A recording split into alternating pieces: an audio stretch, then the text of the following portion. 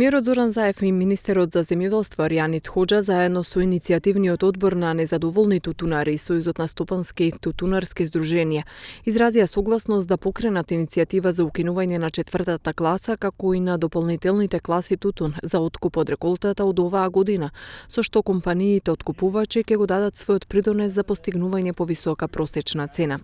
Како што соопштуваат од владината пресслужба, Заев истакнал дека тој и министерот Хоџа ќе интензивираат комуникацијата со овластените компании за откуп на тутун за ова прашање, како и за конструктивен и флексибилен пристап во однос на категоризацијата на тутунот, вклучувајќи го овој пристап и кон проценката за одбиток, за кој ќе се бара решение да не биде повисок од 5%.